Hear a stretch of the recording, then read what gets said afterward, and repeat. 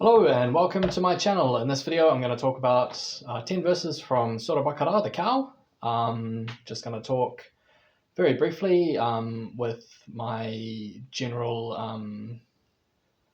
incitement that these are sort of verses compelling us towards truth and towards good doing and rightful conduct, and that by taking heed of these reminders we can become better believers and better people as well, right? So I'll get started by reading verse 251 and I'll read through to verse 260. So, Bismillahirrahmanirrahim. By God's will they routed them, and David slew Goliath, and God gave him power and wisdom and taught him whatever else he willed. And did not God check one set of people by means of another, the earth would be indeed full of mischief, but God is full of bounty to all the worlds.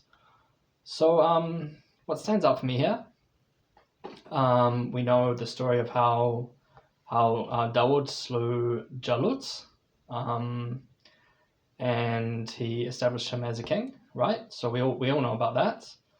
And I guess this is sort of also an interesting sort of a piece of wisdom that we find in the Qur'an, that if God didn't sort of check one people by way of another, then the world would be full of mischief. So God is always checking us by way of other people in order to keep justice on the earth. And if this didn't actually happen, then there would be a lot more tyranny than we might hope for.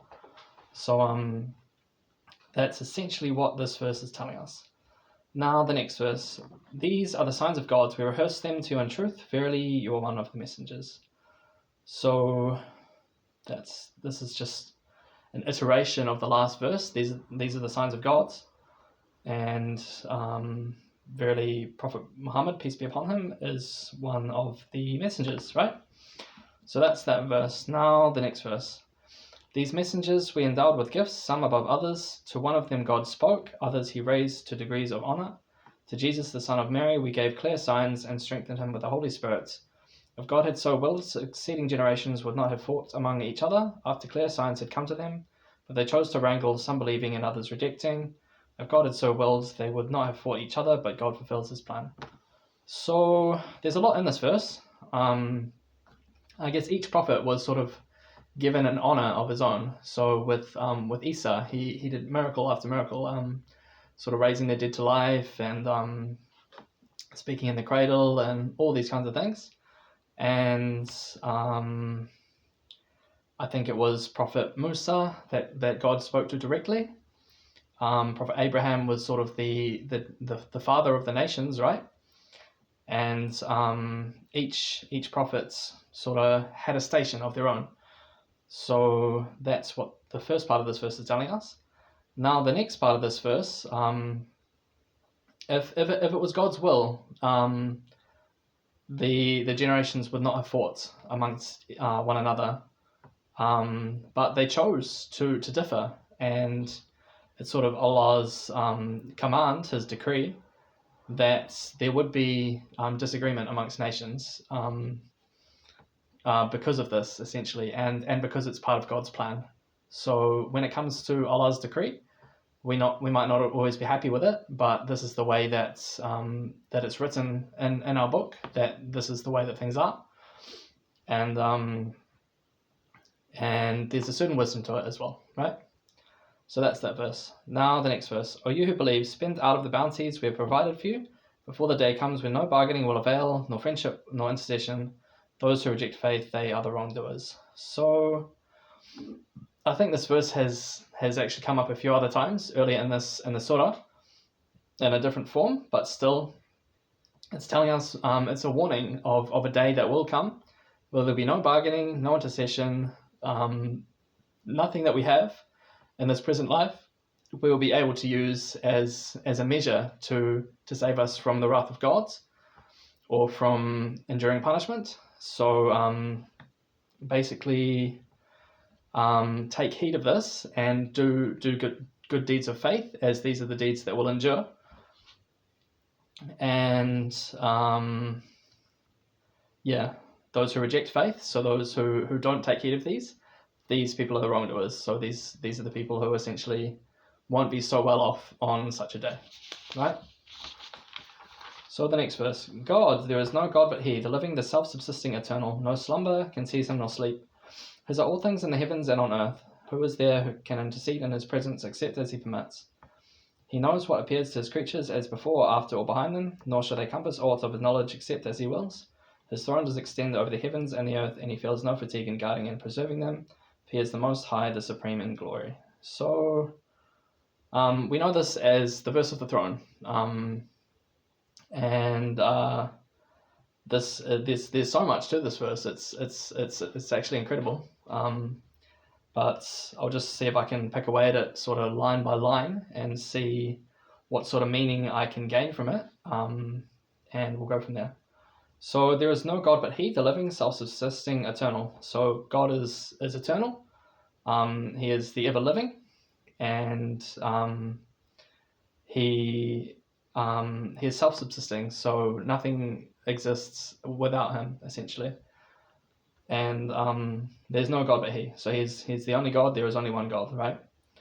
So the next part, no slumber can seize him nor sleep. So he never rests, and he never needs to stop sort of commanding his domain. His are all things in the heavens and on earth. So he's the owner of everything, in all sense, right? Who is there can intercede in his presence except as he permits? So basically, this is sort of a rhetorical question. Who can intercede in his presence except as he permits? It's just asking the question, I guess. So, not many people, I guess. He knows what appears to his creatures as before or after or behind them. So he has perfect knowledge. He knows what happens before it happens. He knows what happens after it happens. And he knows what happens behind them. So what is happening in the background as well, right? Nor shall they compass aught of his knowledge except as he will. So basically, when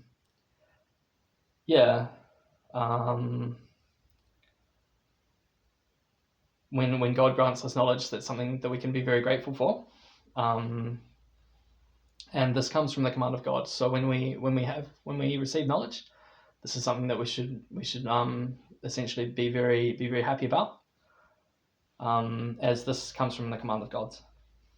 And his throne does extend over the heavens and the earth, and he feels no fatigue in guarding and preserving them. So, his throne, and I mean this metaphorically. I don't think it's actually a physical like throne, so to speak, but sort of his domain rather extends over the heaven and the earth, and he feels no fatigue in guarding and preserving them. So that doesn't need any explanation. It just tells us essentially what it says. And for he is the most high, the supreme in glory. So he is Allah, the most high, and the supreme in glory. So he's the most majestic, and nothing comes near to the majesty of God, right? So that's that verse. Now the next verse, let there be no compulsion in religion. Truth stands out clear from error. Whoever rejects evil and believes in God has grasped the most trustworthy handhold that never breaks, and God hears and knows all things. So I like this verse a lot, because it kind of sets us apart from other religions that try to sort of gain followers by way of urgency. With us, we say, look, you can believe whatever you want to believe. We're not going to compulse you to believe in Islam, because essentially truth stands out clear from error. Where we know things to be true, they're sort of self-evident. So while we can try to compel people to become Muslim, it's essentially telling us that that we don't need to, because the truth is so clear that that it speaks for itself, right? So the next part of this verse: whoever rejects evil and believes in God has grasped the most trustworthy handhold that never breaks, and God hears and knows all things. So yeah, basically when we are believers, we essentially have grasped onto the best possible thing that we can possibly have in this worldly life, which is belief in God. And God hears and knows all things, so he knows the reality of our religion, right? So that's that verse. Now the next verse: God is the protector of those who have faith. From the depths of darkness he will lead them forth into light. Of those who reject faith, the patrons are the evil ones. From light they will lead them forth into the depths of darkness. They will be companions of the fire to dwell therein forever. So yeah, basically here, God is the protector of those who have faith. So imagine of all the protectors we want to have, we can have God's as our protector. So imagine that, right? There's no comparison to who anyone would rather have as their protector than Allah. So he will essentially lead them from the depths of darkness into light. So whether this darkness is something that we can actually perceive as a lack of radiance or a lack of blessing, or this darkness could actually be sort of wrongdoing and its effects that it has on ourselves. It could mean either or both of those things. He will lead them forth into light, so into righteous conduct, into sort of a place or a station or a way of life that is sort of the best possible thing, I guess. That's essentially what it means. And of those who reject faith, the patrons of the evil ones, from light they will lead them forth into the depths of darkness. They'll be companions of the fire to dwell therein forever. So if you reject faith, you're sort of your patrons, your companions, your wali essentially will be the evil ones, the devils, and they will lead these people from goodness, from righteousness into the depths of darkness. So essentially, we want to be believers. We want to have faith, and we want God to be our protector. So this is a warning, essentially.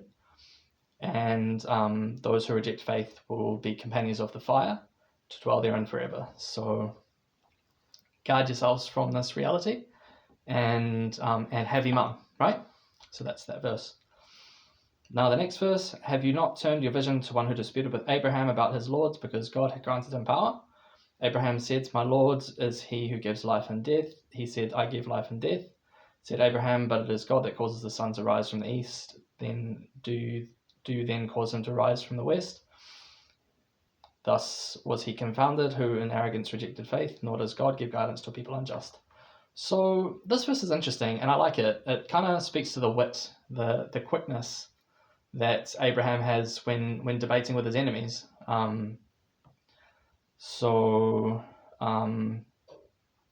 Basically, this person was going to argue no matter what. So when he argued with Abraham, Abraham had a response, and his response was grounded in religion, right? So when his enemy said to him that he gives life and death, because he essentially can take someone's life or save it, essentially giving life or sparing life, essentially. Then Abraham responded, it's God that causes the sun to rise from the east to the west. So can you do the same? And this is sort of the extent of Abraham's knowledge of God. He is essentially saying, God is the Almighty. How dare you hint at the fact that you could have any more dominion than God? It's God that commands this entire planet, essentially, and beyond. So how is your argument now when when Abraham is essentially speaking of the God of the heavens and the earth. So that's essentially what this verse is telling us, and it sort of sets the stage to us when we have people who debate with us about our religion. When we know what our religion is, and we have knowledge, and we have faith as well, we essentially are able to have these reasoned arguments and to overcome those who reject faith, right? So that's that verse. Now the next verse, or take the similitude of one who passed by a hamlet all in ruins to its roofs.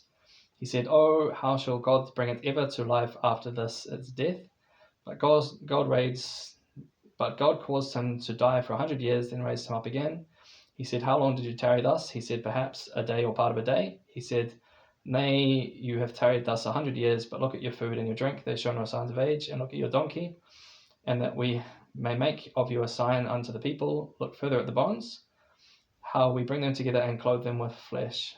When this was shown clearly to him, he said, I know that God has power over all things." So I'm not going to say that I know exactly what happened in this story, but this essentially is telling us what happened to a guy who kind of wondered at how God would resurrect creation after it dies, and God essentially showed him by enacting it in reality for him, and as a result of this, he gained sort of firm faith in the fact that God does resurrect in some, the humans, after they die, right?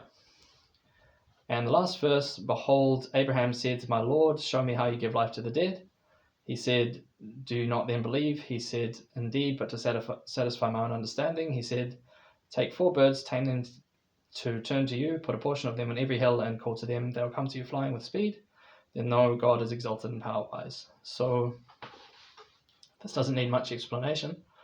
Basically, this is just sort of a sign of God's that was given to Abraham when he wanted to deepen his faith. God showed him with this example of the birds that came flying to him after they were killed, right? So that's the next 10 verses, and this is quite a long video, and I'm sorry if you've got bored, but I think some of these verses were actually really long, so they took a bit more explanation, especially verse 255, the verse of the throne. But yeah, hopefully everyone is sort of still gaining something from these videos. They're not falling on deaf ears, and hopefully you're still engaged with this. I don't know how interesting this is to anyone, but for me, as a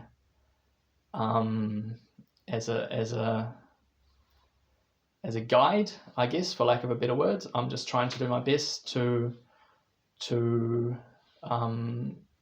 enlighten and show people the best course of action to do in light of the Qur'an, in light of the guidance that we have given to us as Muslims, as believers, and take heed, right? So thank you. Stay tuned for more. I'm nearly done this surah, and then we'll be done, so you won't have to listen to me anymore after that. So thank you very much, and stay tuned. Cheers.